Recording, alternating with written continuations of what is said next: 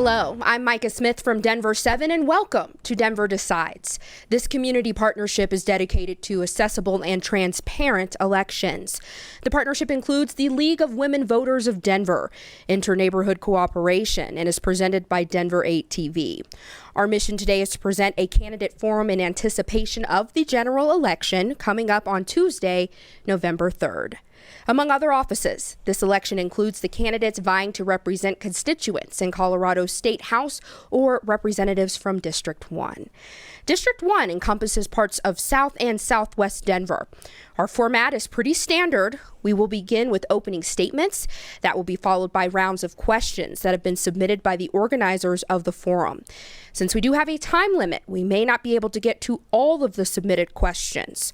All of the candidates will answer all questions and all of their responses will be timed. Our countdown timer is right out front for easy viewing, so let's begin by meeting the candidates vying to represent Colorado State House District 1 as your next representative. The candidates are standing left to right, facing the audience in the order that their names will appear on the November ballot. So beginning at my right is Susan Lontine, and on my left, Samantha Cook. Welcome both of you to this forum. And one more note to the candidates on behalf of our viewers, we sincerely urge you to be honest and direct, forthright, to help the voters distinguish one candidate from another. We will begin with 1-minute opening statements from each candidate. We will proceed in ballot order with these statements. So once again, starting at my right, Susan Lontine, we'll begin with your opening statement. Thank you, Micah. Good evening, Denver voters. It's been an honor to serve as a representative for House District 1 these past 6 years, and now I'm running for my 4th and final term. I'm going to take this off. I've learned a lot in my service, and I'd like to take a moment to share a couple of those lessons. First, I may disagree with colleagues on the other side of the aisle on many things, but I've learned that focusing on the things we do agree on can get things done for the better. Second, that standing strong on my values doesn't mean I shouldn't listen to the other side. I've learned a lot just by listening. We are at a pivotal moment in history, and I believe the right side of history in this moment is to protect the civil rights of all Coloradans, regardless of race, ethnicity, gender, sexual orientation, or religious beliefs. I look forward to an open discussion tonight with my opponent in this race. Thank you, Denver Decides, for this opportunity. All right, thank you, Ms. Lontine. And now an opening statement from Samantha Cook. My name is Samantha Cook, and I am truly honored to be a candidate in 2020. To say the least, this year has been challenging. We faced a pandemic, dealt with the devastation of economic shutdowns, unchecked riots, school closures, lack of safety, and unprecedented division. And the people who've been affected most are regular individuals like those of House District 1. The experiences of this year have really emphasized the importance of freedom. When we are able to make personal decisions for our well-being, we see a healthier society. When we are able to work hard and overcome challenges, we see our cities and state truly flourish. Loss of freedom means loss of hope. This has led to greater deaths from depression, suicide, and drug overdoses. As a result, where we may have saved a life from COVID, another has been lost due to shutdowns. We need to get back to the normal that allows people to thrive at their highest level and be the healthiest they can be, that of being free and allowed to prosper. Now more than ever, we need local representatives who will fight for balanced power within government, who will act through reasonable measures, and above all, put people over politics. Thank you, Ms. Cook.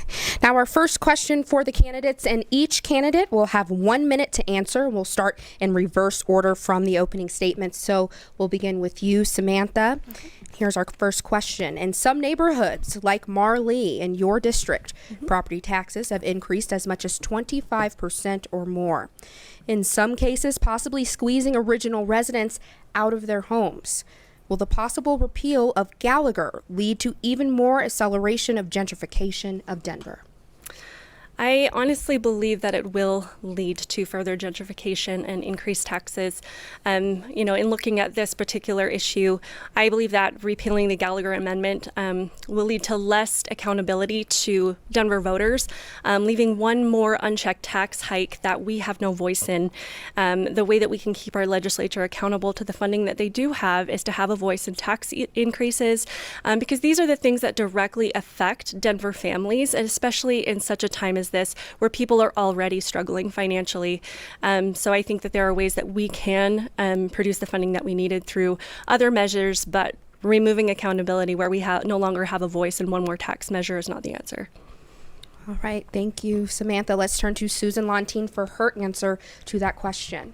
Sure. So as a member of the legislature, we passed the referendum to put the repeal of the Gallagher Amendment on the ballot this year. This was a bipartisan effort from both sides of the aisle. Don't know the exact count of the vote, but it was pretty strongly held belief by Republicans and Democrats that the Gallagher Amendment should be taken out of our Constitution. That, along with Tabor, has left us in a bind, especially in our small special districts. That means fire districts, hospital districts, a lot of areas where they have and are limited in their revenue to operate. The gentrification of Denver is a struggle we are all sharing. The property tax increase in Marley is due directly to the value of the property. And so I would like to make sure and assure voters that the repeal of the Gallagher Amendment will not impact the taxes that are collected. All right, thank you, Susan.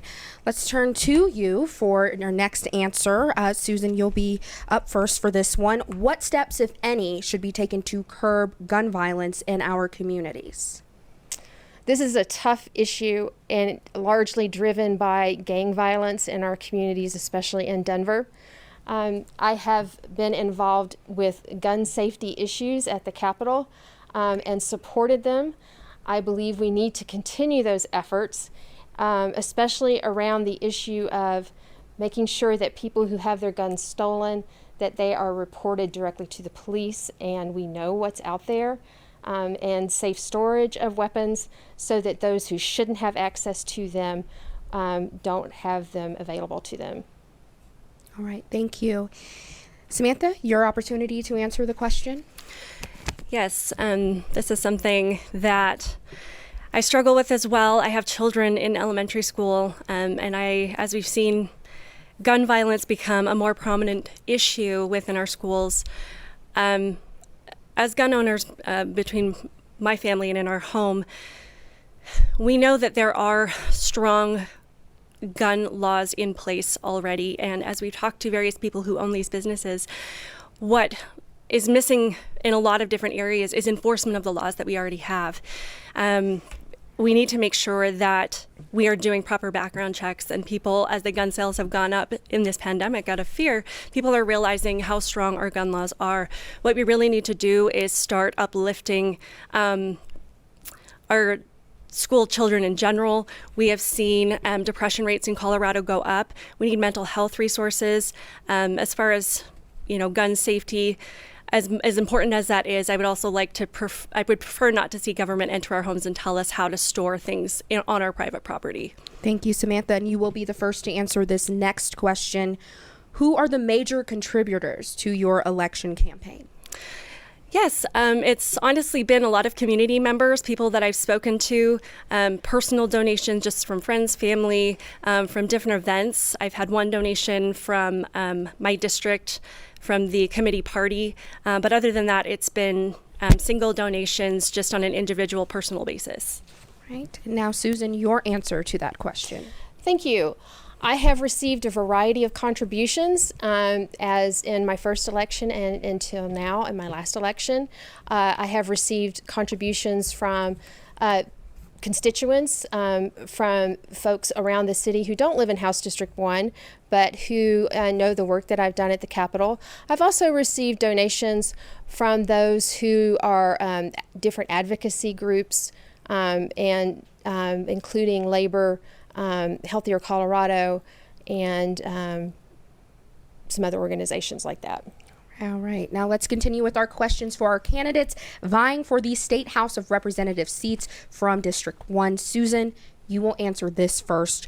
What are the most pronounced similarities and differences between yourself and your opponent? I honestly can say I don't really know Ms. Cook very well, but I know she has a family. So I've raised 2 kids in Denver and actually at the home I'm living in now. So I'm sure we have some commonalities with that. I wish I knew her better, and I don't really know. What about differences? As I can tell, we share quite a few differences, especially in areas of civil rights, in areas regarding whether or not we do the work to increase vaccination rates with our children. I understand she has objections to the police accountability bill that we passed this past legislative session. There's probably a number of other issues that we disagree on, but those are the ones that I know of. All right, thank you. Samantha, your answer to that question? Yes, like Susan said, I know that, we've both raised families in Denver. I think that we both support strong education for our children. We might differ on ways to get there and how that's acquired, but I think that we both find that value and how important that is to all communities, regardless of ethnicity and income level. I do believe that we have differences. I know we have differences based on the abortion issue. I would hope that we can determine where we differ on civil rights, but I don't believe we're as far apart on that as we might think. I believe that we both feel that there should be a certain level of police accountability. We'll probably just differ on what that should look like as well. So those are the ones that come to mind, and yeah. Okay. Now our next question from our sponsoring partners, and we begin with Samantha Cook. On what topics or positions do you most and least agree with Governor Polis?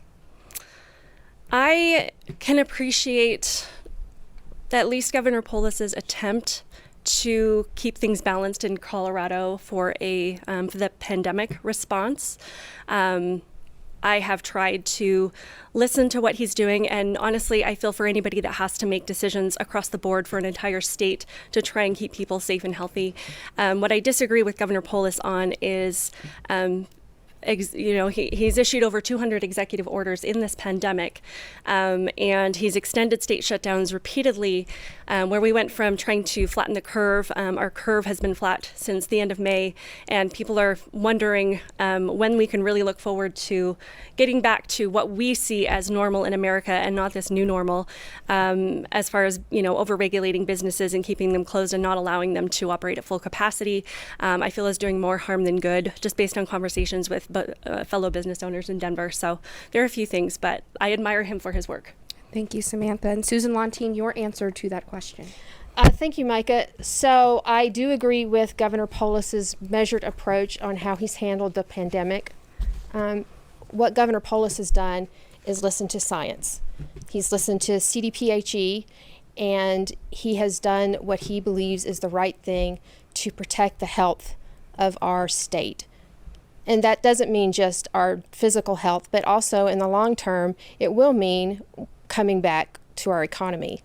Governor Polis is a businessman. He understands business, and I know that he is doing as much as he can to protect our businesses in this pandemic. I do have some differences, though, with Governor Polis. And some of it may stem from the fact that I began my tenure at the legislature under Governor Hickenlooper. And not to compare the two in terms of policy, but they do have a different way of doing business.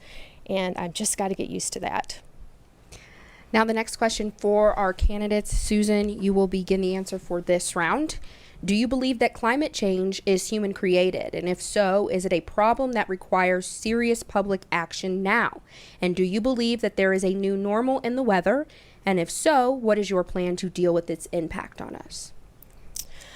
So some of you may know that I grew up in Florida. I left the state of Florida in 1991. I did not see a major hurricane from the time I was born until after I left Florida. In 1992, Hurricane Andrew hit and devastated the state of Florida in the southern tip.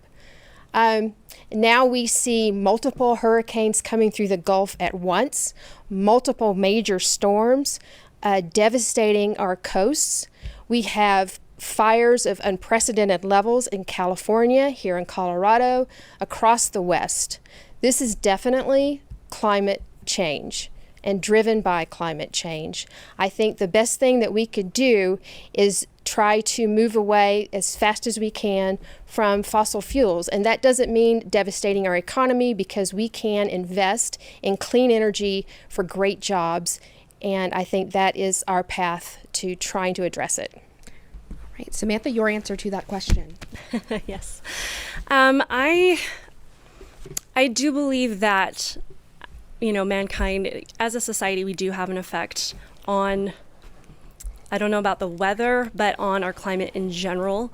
I do believe that increased activity has created to warmer climates and different changes. I think that there needs to be a balanced approach to this issue, because we all care about our environment, we all care about our planet, we all care about having clean air and clean water for ourselves now and for future generations. What we need is, like I said, a balanced approach. We rely a lot on fossil fuels in our everyday lives, in our travel, in our homes, in our businesses, and we need to make sure that in the process of trying to improve the situation, that we're not creating damage in the wake. We've also seen people being arrested for starting these fires in multiple cases, and mismanaged forests that have not cleared dried brush that have contributed to the fires that have been started. So we just need to be careful where we're laying the blame, and that helps us to create better solutions. Thank you, Samantha. And thank you, Susan. We're moving on to our next round. We call this the lightning round. Our candidates will be asked to answer questions that I read with a simple yes, no, or pass. It goes quickly, so listen closely. And remember, your answer can only be yes, no, or pass. We will go in left to right order as the candidates face the audience. And Susan, then Samantha. Here's our first question. Do you support Citizens United that states businesses are people? No. Samantha. No. Okay. Sorry. Should all non-permitted groups be held responsible for their actions in protests? Susan. I'm not sure I understand held accountable. In what way? Responsible for damages, injuries, things like that. I'll pass. Yes. These forums will be on replay through Election Day for future viewing audiences. We are recording this in late September. Do you think kids should be in school buildings right now, Susan? I think that should be up to the individual. Yes or no, or pass? I'm sorry. Pass. Yes. For this election, will you use the U.S. Postal Service to mail your ballot? No. Does drop-off count? Yes, no, or pass? Okay. Yes, technically. How do you plan to vote on the following ballot issues this November? Proposition 115, abortion ban after 22 weeks gestation. No. Yes. How do you plan to vote on the following ballot issues this November? Constitutional Amendment B, repealing the Gallagher Amendment. Yes. No. Should state legislators work at the Capitol longer than 5 or 6 months? No. No. Do you currently own or do you plan to own an electric car? Yes. No. House members are paid a salary of just over $40,000 per year. Was the salary and benefits what attracted you to run for office? No. No. Marijuana has been legal in Colorado for nearly 8 years. Have you personally consumed some of the products available in our state? Yes. No. Does life begin at conception? No. Yes. Okay. Good job, candidates. Thanks for those quick answers. For the next few rounds of questioning, it's going to be the candidates' turn to ask the questions of one another. Each of you will ask your opponent a question, and hopefully they will have an answer for you. We will reverse the ballot order and begin with Samantha Cook. Samantha, you will ask Susan a question, and Susan, you will have 1 minute to answer. Samantha. Okay. Recently, a young Colorado family was unable to spend the last moments with their wife and mother as she died in the hospital alone due to COVID restrictions on the healthcare facility. As a result, a bill was put forth to allow flexibility in these situations so that friends and loved ones are not left alone to die. The bill received bipartisan support, yet there were a few Democrats that voted against it. You were one of those that voted against this compassionate effort, and can you explain that decision? Sure. I do believe that people should have their loved ones nearby when they are sick and dying. What I was following was the guidance of our healthcare professionals and our hospitals who told us that what was in the bill wasn't feasible in managing COVID and protecting the health of patients, visitors, and providers. And so that is why I voted no. Now, Susan, it's your turn. You may ask a question of Samantha. And Samantha, as before, you will have 1 minute to answer. Okay, thank you. Sure. When you first filed to run for representative for House District 1, you listed a residential street address on your candidate affidavit. My treasurer lives close to that address and frequently takes her dog to a park there. Several weeks ago, she saw a moving van at that address and confirms to me that no one currently lives there. She also tells me that at the same time, the address on your affidavit was changed to a P.O. box with a zip code that is nowhere near House District 1. Please give the street address of your current residence so that voters are assured that you live in the district you seek to represent.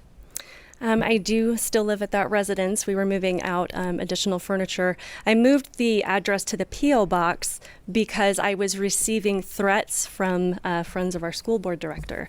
So I was not feeling safe, and our Denver GOP party advised me to change my address to the P.O. box just to ensure that people weren't going to show up at my door and carry out some of these threats. Samantha, your turn to ask Susan another question, and Susan, you will have 1 minute to answer. Okay.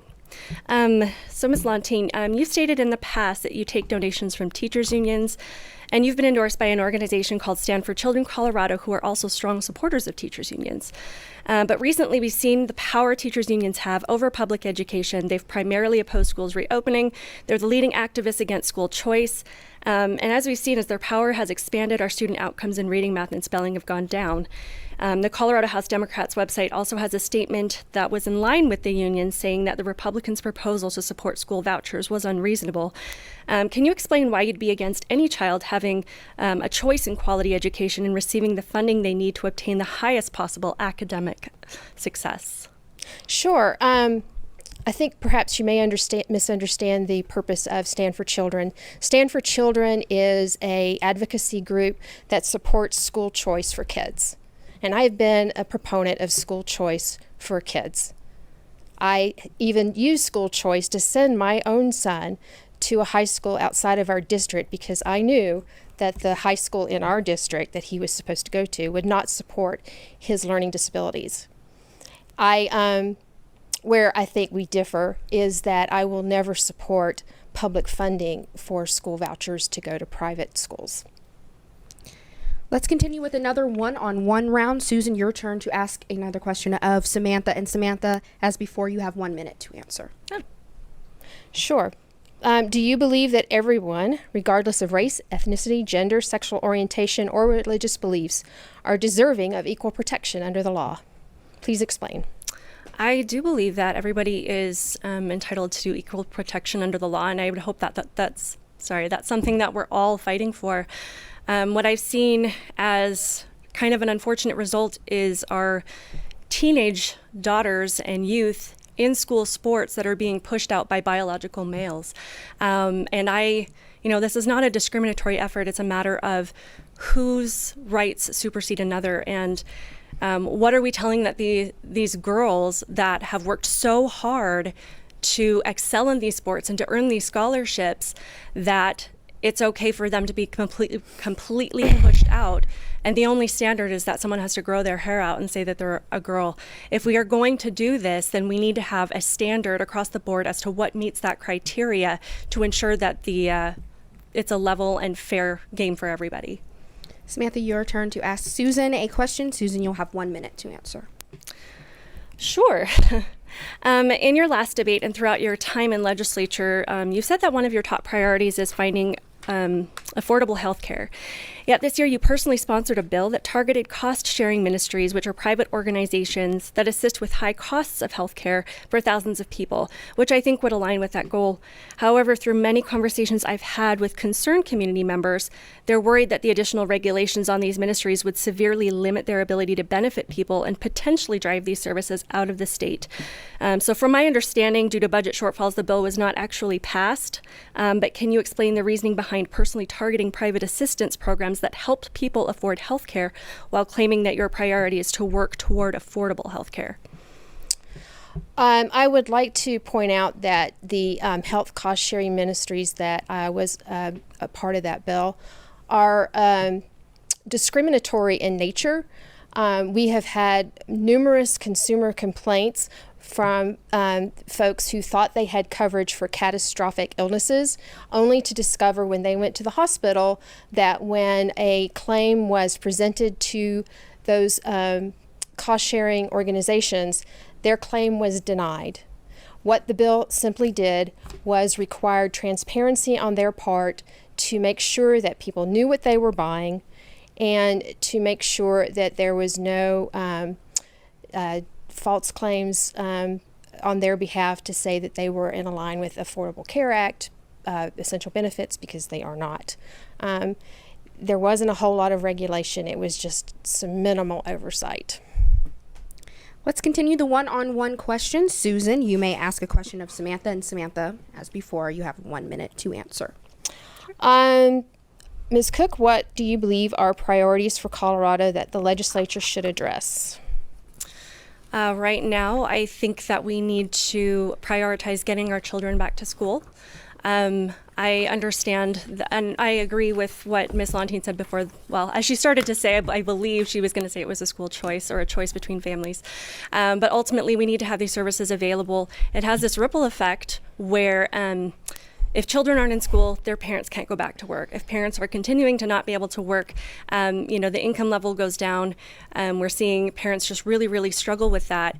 And we also need to prioritize making sure that we do have safety in our communities. I have spoken to several law enforcement officers myself as a result of Senate Bill 217 who are leaving their jobs by their own. That's what they want to do because they don't want to risk the personal financial potential catastrophe that their families could face. So our police are leaving, and we're seeing a potential downfall in community and personal safety. Samantha, your turn to ask Susan another question, and Susan, you will have 1 minute to answer. Sure. So we have faced the challenge of a pandemic this year. We were all able to come together, flatten the curve, and unify in the effort to not overwhelm our hospitals. However, many citizens started to question the agenda of extended shutdowns and almost 200 executive orders.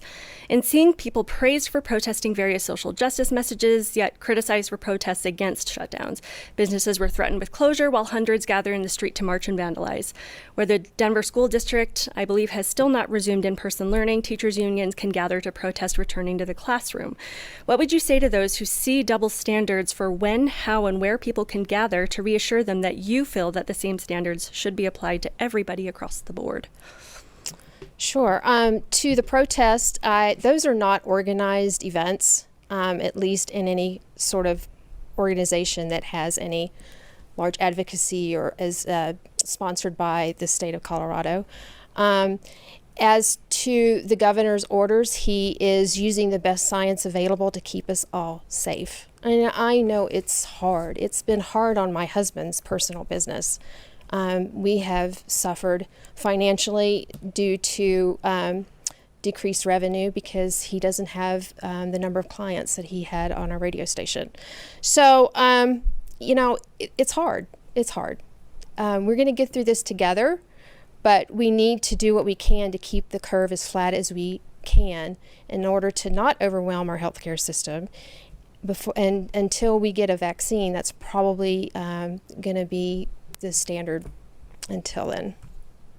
And that brings us to an end of our Q&A segment, and we move now to closing statements. Each candidate will have a minute for closing statement, and we will reverse the order of the opening statements, which means we will begin with Samantha Cook. Ms. Cook, you have 1 minute for your closing statement. Well, I do appreciate the opportunity to come and be a part of this discussion. It's through open discussion and free speech where we can not only discuss the differences we have, but find common ground and to start to heal one community at a time. In a recent hearing for a bill regarding vaccines, though thousands of parents and medical professionals showed up to speak against this bill, Ms. Lontine said she would not be held hostage by the vocal minority. However, now law-abiding citizens are being held hostage by the vocal minority on a daily basis. Vocal groups of rioters have destroyed businesses that the majority value as essential to their city. Our vocal teachers' unions have kept schools closed while drowning out the many teachers who want to be in the classroom and the parents who need in-person learning for their children. Those with megaphones who are inciting violence are overpowering the voices of the majority who believe in due process and who love their fellow community members of all ethnicities. The voices of reasonable people are not being heard, and those who uphold the foundation of our economy, our education, and our safety are being silenced. As the next representative of House District 1, I will stand for safety, for families, for jobs, and for getting our state back on its feet, because to me, your voice matters. And now a closing statement from Susan Lontine. Thank you, Micah. I want to close tonight by thanking Denver Decides, the Denver chapter of the League of Women Voters, Denver 8 TV, and the Inter-Neighborhood Cooperation for their commitment to voter education on the election process and the candidates. I know that when you fill out your ballots, you are voting for candidates that share your values. I don't have a lot of time left, so I'll be succinct in summing up the values I believe in and have worked for during my tenure at the state capitol. A fair economy for everyone. Black Lives Matter. Women's rights are human rights. For that matter, health care is a human right. No human is illegal. Science is real. Love is love. And kindness matters. My name is Susan Lontine, and I ask for your vote. Thank you to both of you for participating in this forum. Our thanks also to the Denver Decides partners, which include Inter-Neighborhood Cooperation and the League of Women Voters of Denver. Denver Decides is presented by Denver 8 TV. Remember, this election day is Tuesday, November 3rd. Make sure your voice is heard, be sure you are registered, and be sure to vote. For complete election information online, go to denverdecides.org. I'm Micah Smith from Denver 7 News. Thanks for joining us.